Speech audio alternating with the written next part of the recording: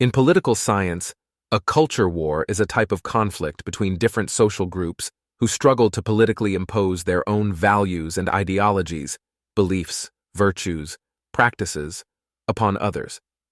Often culture wars are based on abstract arguments about morality, meant to provoke political polarization through intentionally adversarial social narratives.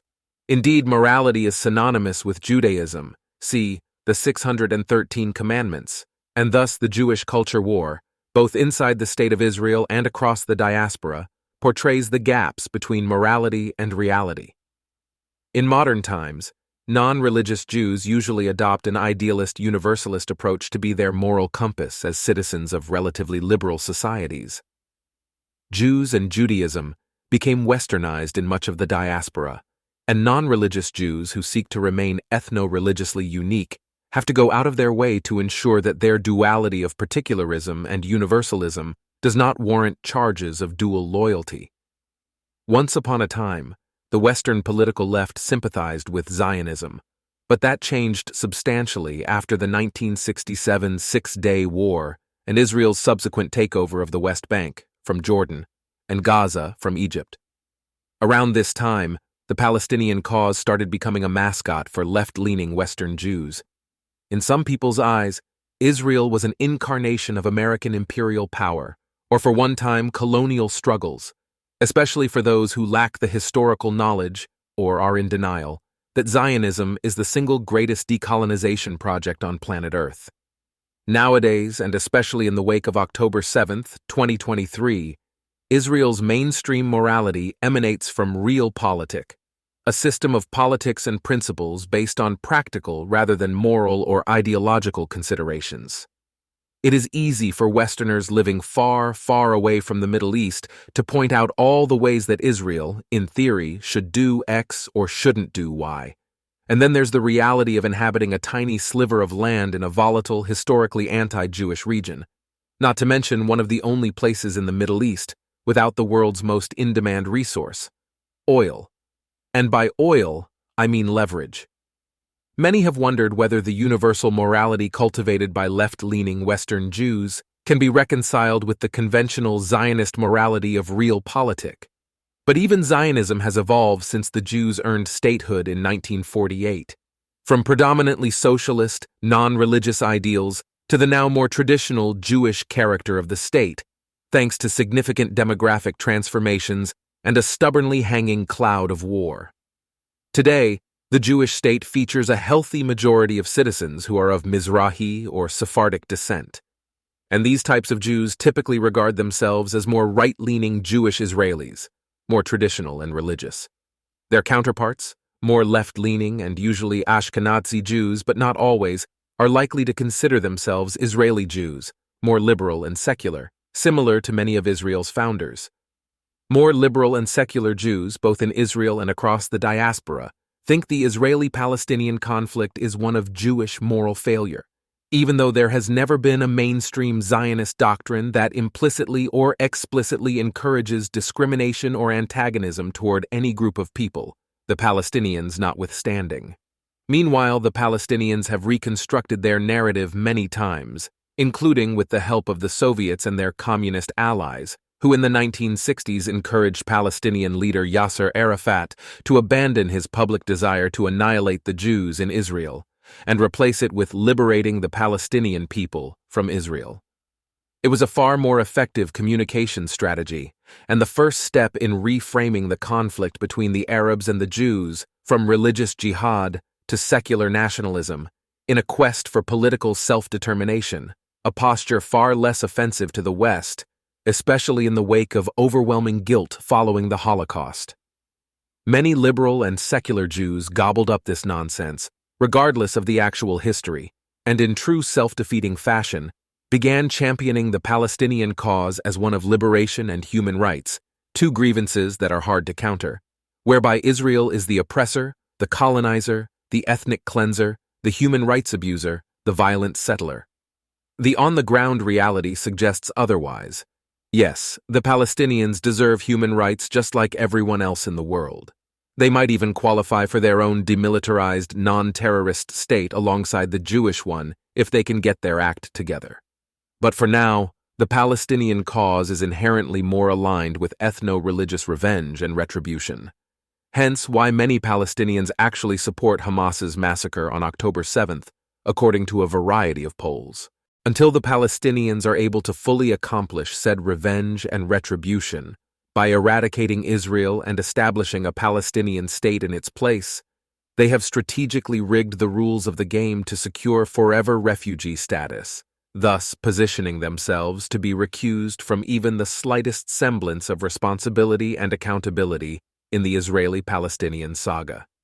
Israel also bears its fair share of responsibility and accountability in this saga, but it at least upholds democracy and other liberal values. Many of the Jewish state's haters will point to the current extreme right-wing Israeli government that has been running the country since the end of 2022, but many of the arguments presently levied at Israel predate this governing coalition by a long shot. Palestinian political institutions, on the other hand, have nothing to do with democracy and other liberal values. They are riddled with Jew hatred, non-Muslim prejudice, and the politics of envy. As if to tell their people, look what the Jews have built on the land of your parents and grandparents. That should be yours, and with us in power, it will be. Except the Palestinians in power, both in Gaza and the West Bank, continue to kleptocratically enrich themselves while their people endure endless suffering precisely because of their leaders, not in spite of them.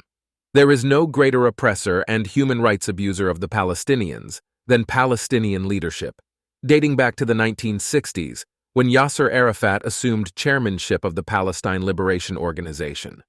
But instead of confronting their own leaders, the Palestinians have repeatedly taken their frustrations out on the Jews. For example, during the Peasants' Revolt in Palestine in 1834, which was precipitated by heavy Egyptian demands for conscripts, Palestinians attacked Jews throughout the region. In Safed, they took advantage of a defenseless Jewish population, looting and destroying their homes, as well as raping and killing. In Jerusalem, hundreds of Jewish-owned shops were raided and damaged. Jews were also murdered in Nablus and Hebron. Throughout the 1800s and into the 1900s, murderous Palestinian rage against Jews made clear that Palestinian grievances have little to do with Israel or Zionism, capped off in 1929 when some 3,000 Muslim men armed with swords, clubs, axes, and daggers went from Jewish house to Jewish house in Judaism's second holiest city, Hebron, stabbing, raping, and in some cases castrating and burning their victims alive. At any given period of time since the 1800s, when Palestinians started referring to themselves as such, they have been more interested in making life hell on earth for the Jews in their indigenous homeland than in building meaningful, prosperous lives for themselves. Over time, as the Jews learned to defend themselves against unrelenting Palestinian aggression, the Palestinians realized that the only war they might have a chance at winning is the war of information. Really, a war of virulent propaganda that is easily adopted by people on a spectrum of ignorant to uneducated to anti-Semitic. As one person aptly put it, Israel has to defend itself for defending itself while defending itself. In these people's minds, there is no such thing as contrast. Suffering, irrespective of context or nuance, is suffering. The Palestinians are not a people who historically kill themselves and other Arabs and Muslims just as much as they kill Jews. They are a symbol for everyone who has any quibble, no matter how far-fetched or ridiculous, against the big bad wolves typically dressed as white men whose hobbies include colonialism, oppression, and racism, and whose middle names could very well be privilege. To these people, from the river to the sea, Palestine will be free. Sounds like an honorable call for liberation, even though the decades-old tagline also contains a clear and obvious threat. Freedom, in this case, implies the destruction of the state of Israel. This is absolutely the sense in which Hamas, currently the most popular Palestinian faction in both Gaza and the West Bank, parades this slogan. To be fair, there are extremists in the Jewish world as well. Last year, for instance, Jewish Israeli extremists responded to a growing wave of Palestinian terrorism by taking the law into their own hands, burning Palestinian villages and property with the support of government ministers. While many Israelis, among them all the heads of the security organs of the state, condemned this Jewish terrorism, others ranged from ambivalent to sympathetic. Make no mistake, Israel apologists who act as if the Jewish state and its citizens can do no wrong are also problematic. Israel is an impressive country by many marks, and it is also deeply ordinary. We should be proud, but not pompous about our beloved country, and not be afraid to call out its shortcomings when relevant. But for those who want to scold Israel in the name of morality at every opportunity, they should simultaneously answer questions like, why do the casualties in, say, Syria or Sudan prompt less of your outrage?